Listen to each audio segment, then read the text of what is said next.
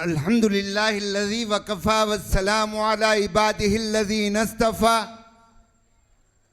अम्मा बाद फ़अऊज़ु बिल्लाहि मिनश शैतानिर रजीम बिस्मिल्लाहिर रहमानिर रहीम।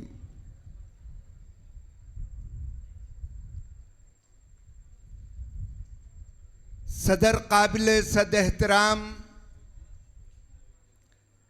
असातिज़ाए मेहरबान, तलबाए सआदत निशान,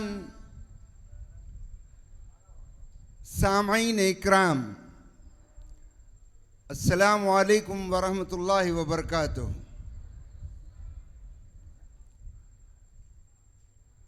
हुब्बे रसूल कॉन्फ्रेंस में इस नाचीज़ को सुनने की जो ज़हमत आपने बर्दाश्त की है, मैं उसका तहे दिल से शुक्रगुजार हूँ। बुज़ुर्गान मोहतरम,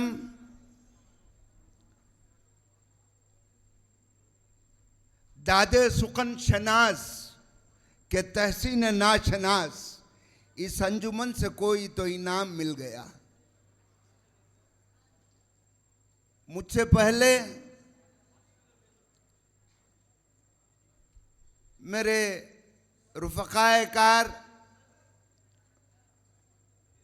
बुर्दा शरीफ की तिलावत हुई। फिर इस कॉन्फ्रेंस के बाद आप नातिया मुशायरा सुनने वाले हैं। मुझे अचानक फ़ोन आया, कहा गया कि पुंगनूर आना है। तो यहाँ मेरी ज़िंदगी का ये पहला सफ़र है। पुंगनूर केरल का दारुल हुदा, ख़त्मुल मुरसलीन सल्लल्लाहु अलैहि वसल्लम की नस्ल का ताल्लुक़ इस मदरसे की बुनियाद में शिहाब तंगल, हैदर अली तंगल सुनकर मैं बहुत हैरान हुआ। तो मैंने सोचा कि इश्क़े रसूल की यही बरकत है कि साहिल के किनारे पर कोई बैठा है, इस पहाड़ की चोटी से ताल्लुक़ पैदा हो जाता है। इसी का नाम इश्क़े रसूल है। अक्ल अय्यार है, सौ भेस बना लेती है। अक्ल अय्यार है, सौ भेस बना लेती है। इश्क बेचारा न मुल्ला है, न जाहिद, न हकीम।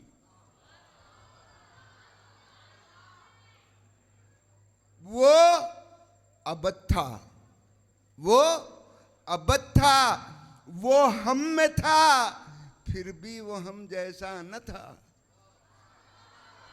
जब वो चलता रेत पर तो नक्श पा बनता न था। ये दलीलें आ गई है अहले दुनिया के लिए, वो सरापा नूर था, इस वास्ते साया न था।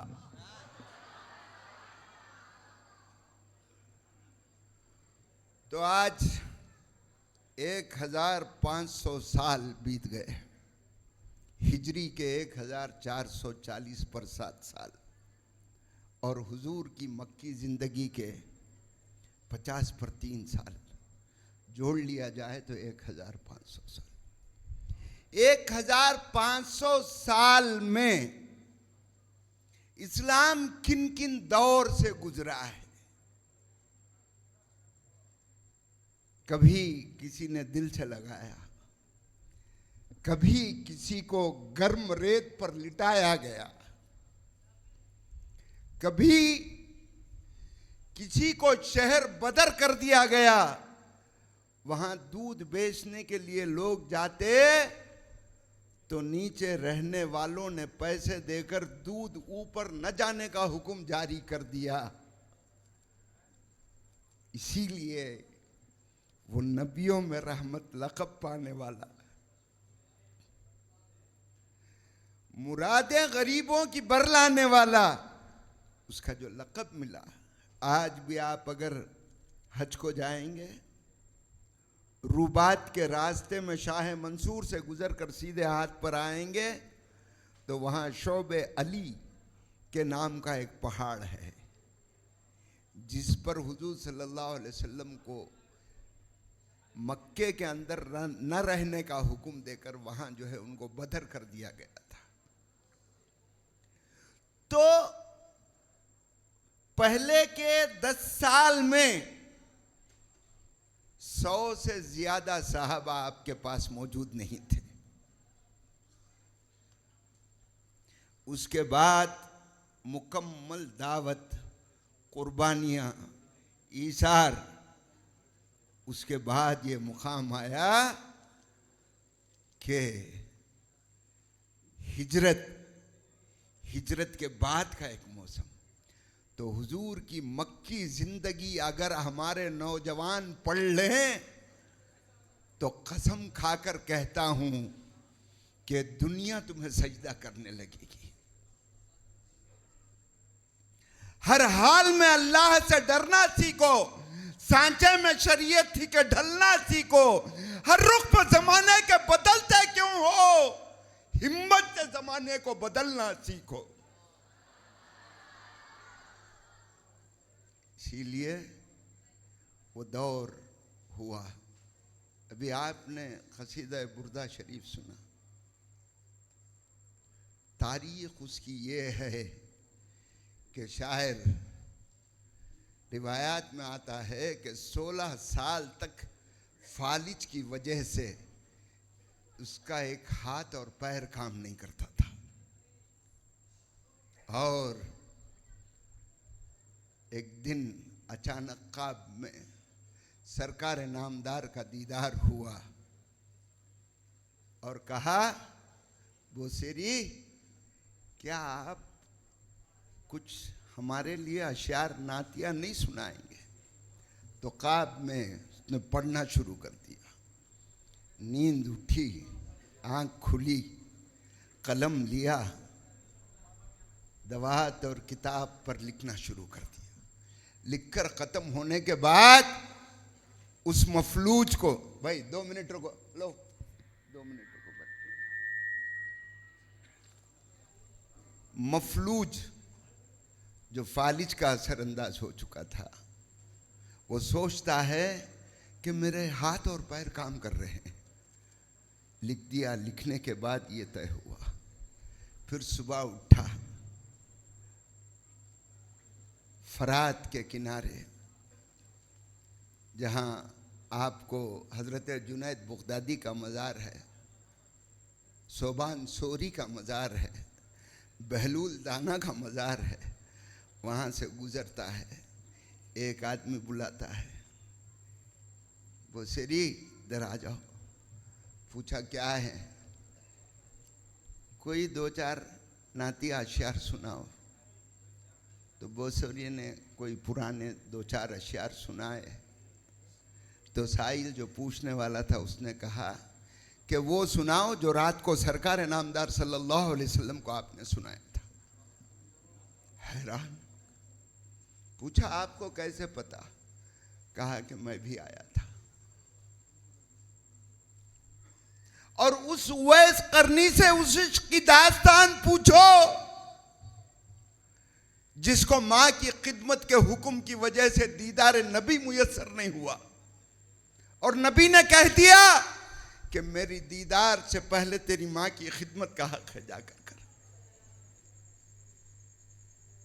और जब ओहद में आज भी वो गार का कूफा बाकी है, वहां उनके दांत शहीद हो गए थे।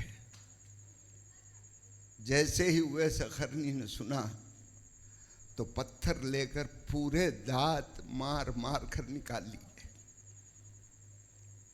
ये रिवायतों में है। आशिक जो रहता है वो सबूत और रिवायात का गुलाम नहीं रहता।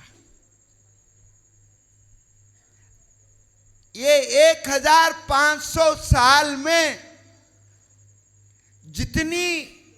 जितने फितनों से, जितनी मुसीबतों से, जितनी शरारतों से इस्लाम बचकर आज तुम्हारे दामन में है, इसके बाद उससे बढ़कर कोई तकलीफ आने वाली नहीं है, उससे बढ़कर कोई मुसीबत आने वाली नहीं है। इसीलिए 1955 में जब अबुल हसन अली नदवी रहमतुल्लाह अलैह चेन्नई का दौरा कर रहे थे, तो उस वक्त उन्होंने एक तकरीर में कहा कि मदारिस और मकातिब का जाल बिछा दो, ये तुम्हारी कौम के असासे की हिफाजत करने के खिले बन जाएंगे। ये वही खिले आज इस जमीन में दरूद पढ़ने के लिए तैयार हो चुके हैं। ये मत देखो ये काले बादल हैं, चंद दिन आएंगे छट जाएंगे, ये मुसीबतें आएंगी चले जाएंगी। इस्लाम को अल्लाह ने ऐसी एक लचक दी है, इस्लाम को अल्लाह ने ऐसी एक लचक दी है, जितना तुम दबाओगे उतना ही वो उभरेगा।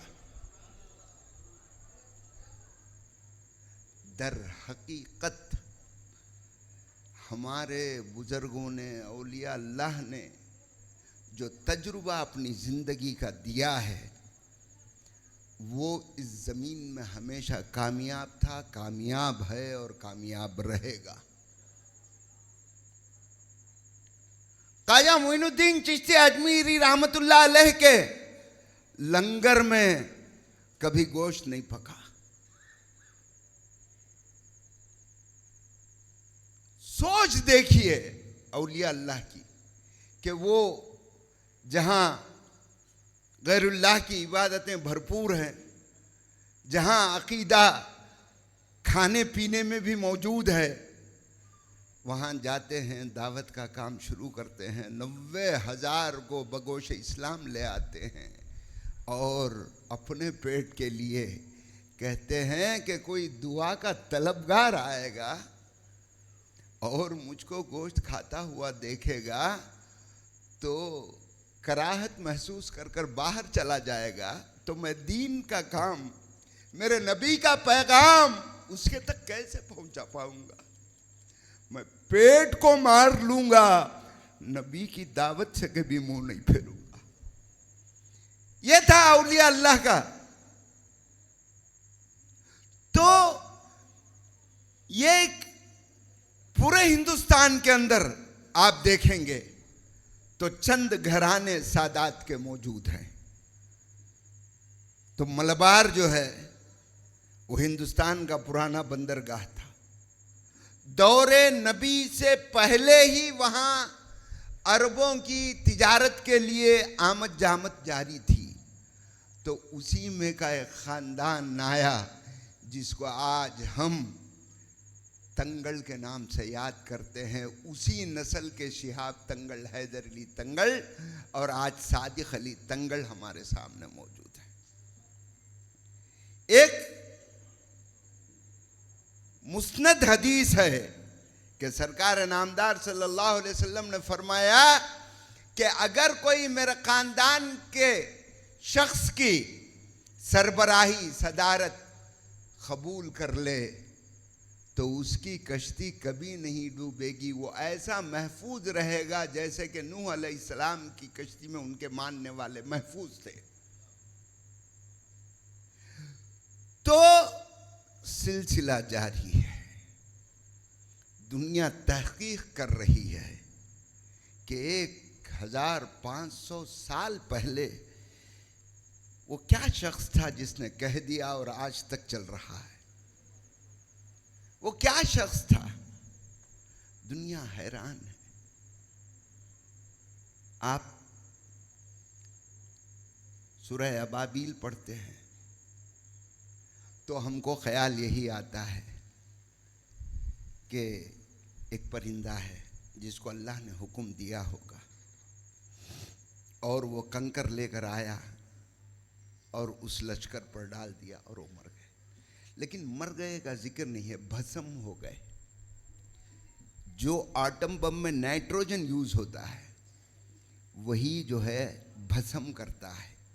तो नाइट्रोजन को मिट्टी में या पहाड़ों से वो कंकर चुनकर लाने की काबिलियत अल्लाह ताला ने अबाबील को दी है। फिर अबाबील पर सर्च हुई।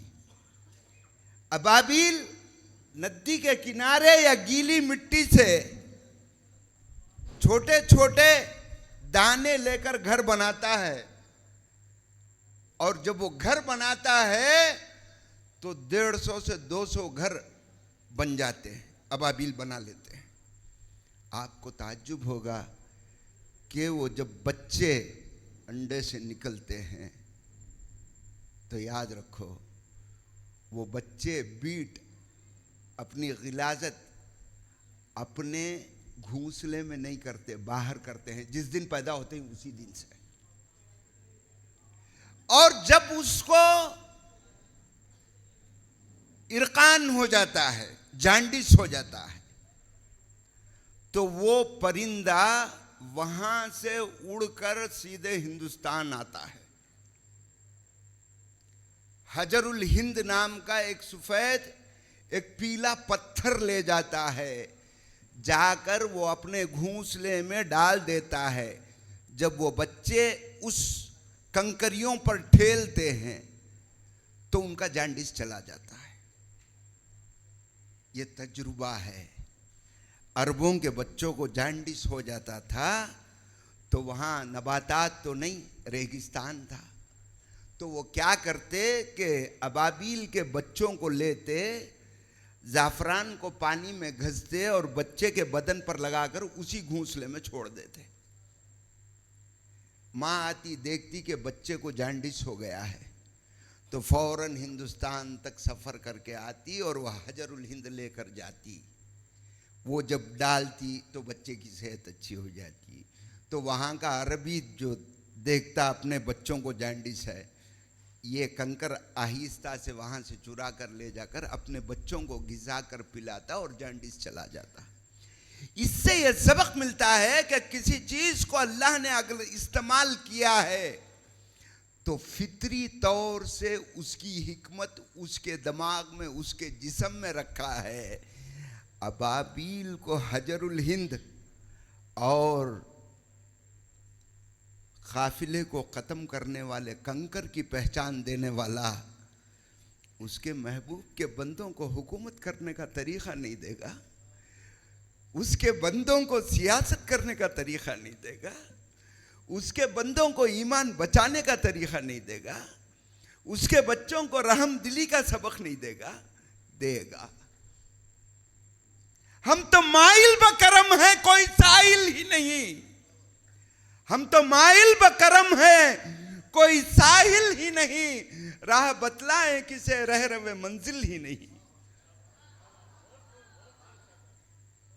तू ना मिट जाएगा ईरान के मिट जाने से, नशे मैं को ताल्लुक नहीं पैमाने से, है आया यूरिश तातार के अफसाने से, पासबा मिल गए काबे को सनम खाने से। दश्त तो दश्त क्या दरिया भी न छोड़े हमने, बहर जुल्मात में दौड़ा दिए घोड़े हमने।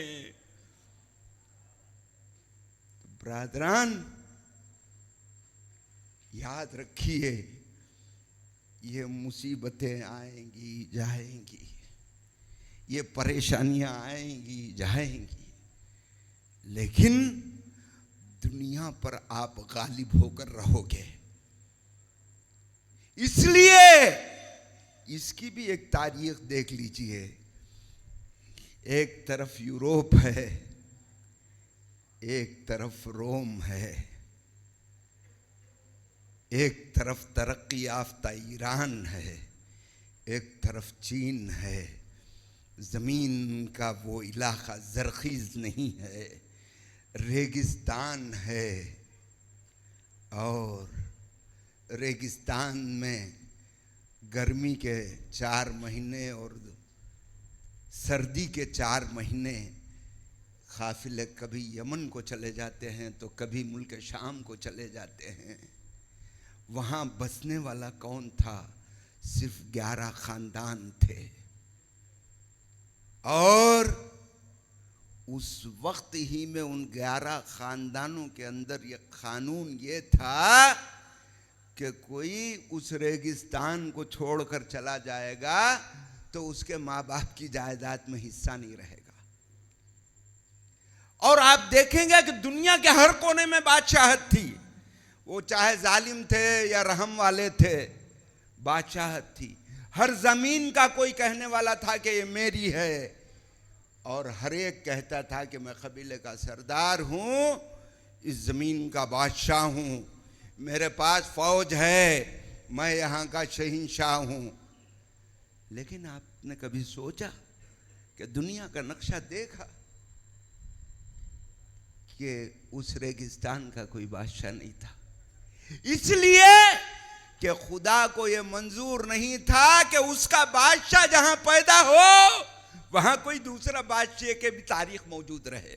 इसलिए हुजूर के पहले वहां कोई बादशाह ही नहीं था। शाह अब्दुल अजीज दहलवी रहमतुल्लाह अलैह के पास सफर करता हुआ एक सयाह, एक मुल्हिद आया। उसने दुनिया में बहुत से मनाजर मुकालमे किए थे। शाह अब्दुल अजीज रहमतुल्लाह अलैह के पास आया, अकीदे से ईसाई था। उसने टाल मटोल करके कहा कि हज़रत आप गुस्सा मत कीजिए, मुझे आप जवाब दीजिए। तो हज़रत ने कहा कि मियाँ इसमें गुस्से की बात क्या है, आपके इल्म के लायक आपका सवाल रहेगा, मेरे इल्म के लायक मेरा जवाब रहेगा। उसने कहा, उसने अकीदे पर टोंक लगाई। ये अल्लाह वाले अच्छी तरीके से जान लेते हैं कि सामने वाला किस फितने के लिए सवाल करता है। उसके दिल में था, ये लोग तो ईसा अलैहिस्सलाम को अपना नबी मानते हैं, ठीक है, अच्छा, और वो अकीदा भी रखते हैं कि वो आसमान पर जिंदा है, भी ठीक है। हुजूर तो पर्दा फरमा चुके हैं। तो उसने पूछा कि हजरत जंगल में आप जा रहे हैं, रास्ता भटक गए, अचानक रास्ता नजर आया, आप देख रहे हैं कि एक आदमी लेटा हुआ है और एक आदमी बैठा हुआ है, एक आदमी लेटा हुआ है और एक आदमी बैठा हुआ है। आपको रास्ता पूछना जरूरी है, आप बैठे हुए से पूछेंगे या लेटे हुए से? बैठे हुए से पूछेंगे या लेटे हुए से? तो हजरत ने जवाब दिया, मियाँ बैठा हुआ भी इसीलिए है कि लेटा हुआ जाग जाए तो रास्ता पूछ कर जाए।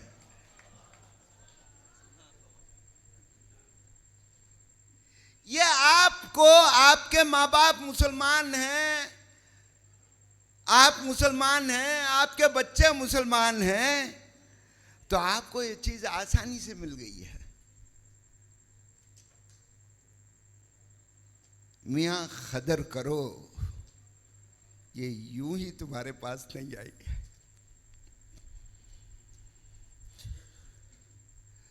हजारों बेकसियां, हजारों भूखे, हजारों मासूम के कत्ल, हजारों निहत्तों की कुर्बानियों के बाद आज तुम बादशाह की हैसियत से बैठे हुए हो।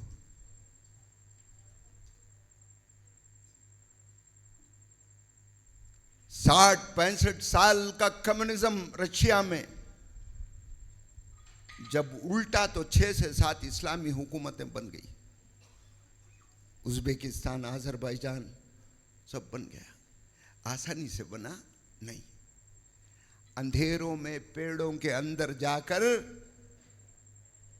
अपने बच्चों को कुरान पढ़ाते थे। 60 साल के बाद भी वही अल्लाह अकबर की आवाज शुरू हो गई।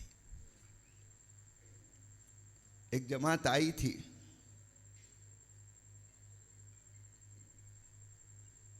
वहां के जो थे कजाकिस्तान के, एक बुजुर्ग से मुलाकात हुई, पूछा उम्र क्या है? 70 साल है। तुम्हारे दो दो हाथ का एक हाथ है, दो हाथ जमा कर देंगे भी तो उसकी हथेली उससे ज्यादा मोटी है।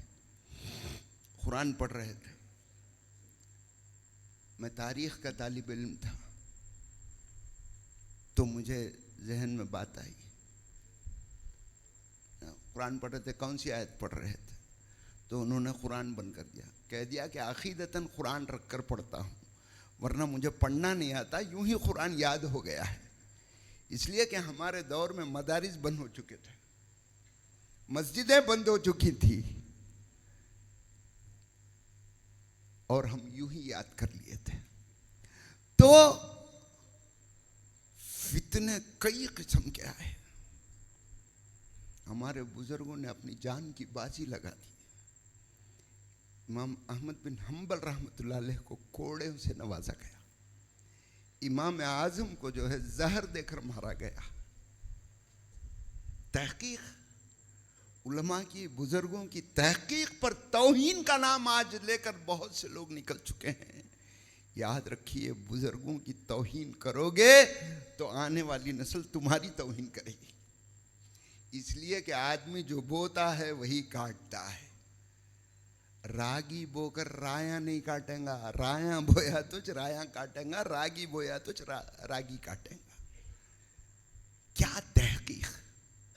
1000 स्टूडेंट्स, जिसमें 26 स्टूडेंट्स हमेशा जो है इमाम आजम रहमतुल्लाह अलैह के दरसगाह में रहते थे।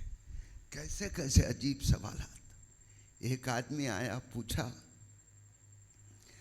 हजरत कल गुरूब आफ्ताब के बाद बाजार से गुजर रहा था, सस्ते में एक बकरी आई, लेकर आ गया, लाकर बांध दिया। सुबह देखता हूं तो सामने जो है बकरी का नमूना है और पीछे से कुत्ते का नमूना है, क्या मैं उसको ज़बाह कर कर खा सकता हूं? इमाम आजम, अगर वो जो है पत्थर के सुतून को सोने का सुतून कह दे तो साबित करके रहेगा, दुनिया मान कर रहेगी। कहा कि मियां जाओ, वो आवाज कैसी निकालता है ये देख कर आओ। वो गया, कहा कभी चीखता है, कभी भोंकता है। क्या?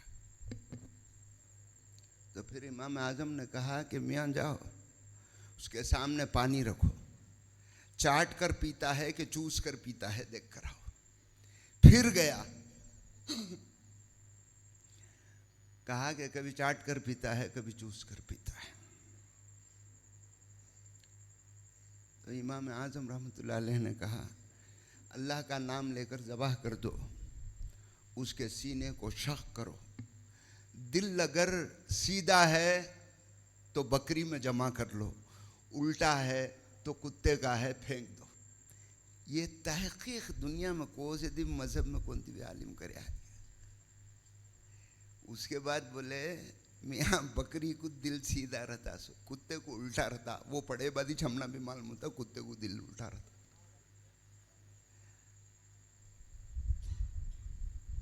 तो एक मुस्नद सनद याफ्ता तजुर्बा तहकीक, आज की साइंस जिसको कबूल करने पर मजबूर हो जाए, वो तहकीक का काम इस्लाम के हर रुकन में, हर मसले में हमारे उलमाए हक ने पेश किया है। जान की बाजी लगा दी है। जलालुद्दीन खिलजी अपने तख्त पर बैठा है, नंगी तलवार उसके सामने रखी हुई है। मुसिफ बरदार यानी कुरान लाकर पेश करने वाला हजरत खुसरो आते हैं, कुरान उठाते हैं।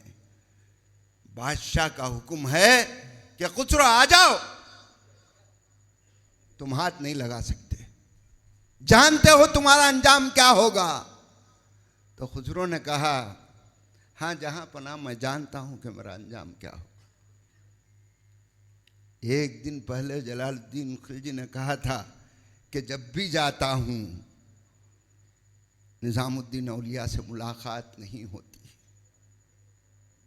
एक काम करें, आज रात को तुम और मैं जाएंगे। गए, फ़कीर का लिबास पहन कर गए। उस दिन भी मुलाकात नहीं हुई। तो बादशाह शदीद तज़ब्ज़ुब में था, परेशान था। तो उसने अपने इंटेलिजेंस ब्यूरो के चीफ को बुलाया और कहा कि मियाँ कल रात हम गए थे, ऐसा हुआ। तो उसने कहा कसम खुदा की जहाँ पना हमारे खुफिया एजेंसी को भी इसकी खबर नहीं थी। हाँ, तहकीक जहाँ तक मेरा दिमाग काम करता है, आपके आने की खबर हज़रत खुसरो ने निज़ामुद्दीन औलिया को दे दी होगी। तो गज़बनाक हुआ, तलवार रख कर बैठा था। आए तो कहा हज़रत ने, इमाम खुसरो ने, कि जहाँ पना मेरे सामने दो चीज़ें थी। आपके आने की खबर मेरे पीर को नहीं देता तो मुझे डर था कि मेरा ईमान चला जाएगा, दे दूं तो मुझे यकीन था कि मेरी जान चली जाएगी। मैंने सोचा कि जान चली जाए और ईमान बाकी रहे।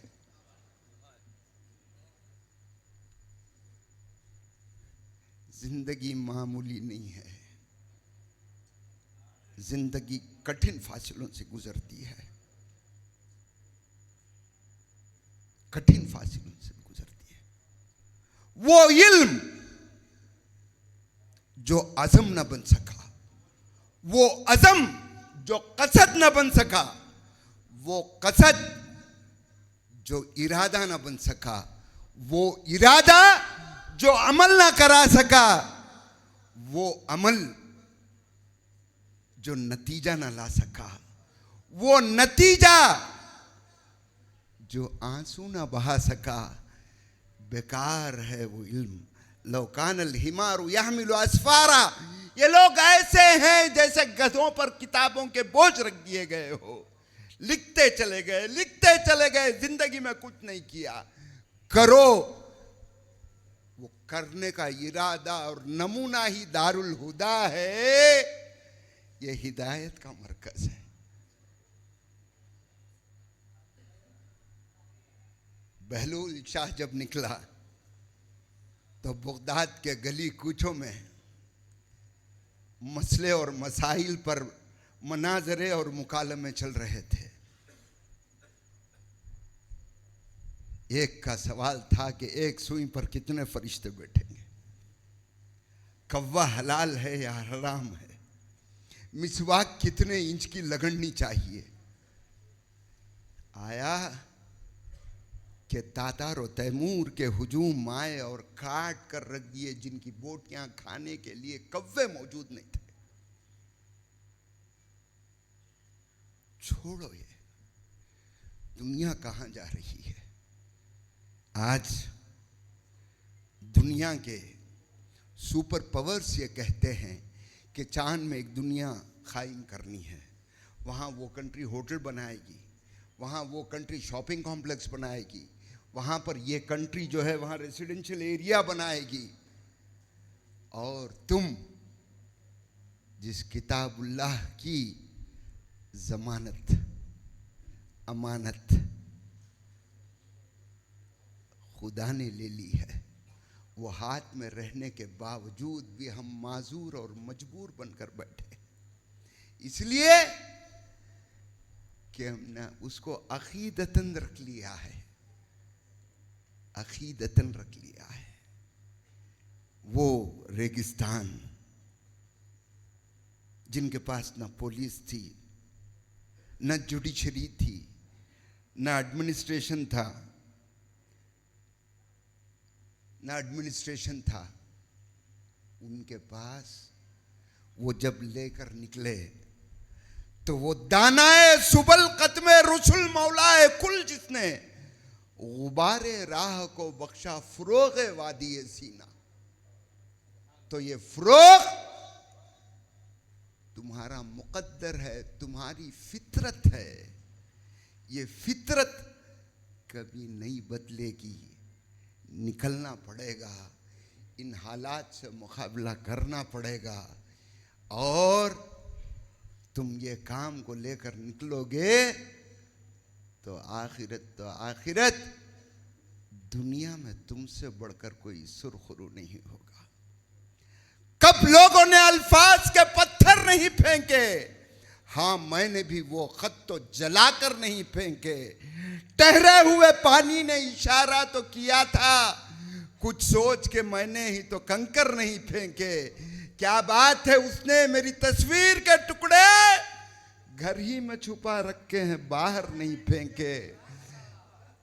बहे जमी पे जो मेरा लहू तो गम मत कर, इसी जमी से तू ताजा गुलाब पैदा कर। वमा अलैना इल्लल बलाग व आखिर दावाना अल्हम्दुलिल्लाहि रब्बिल आलमीन।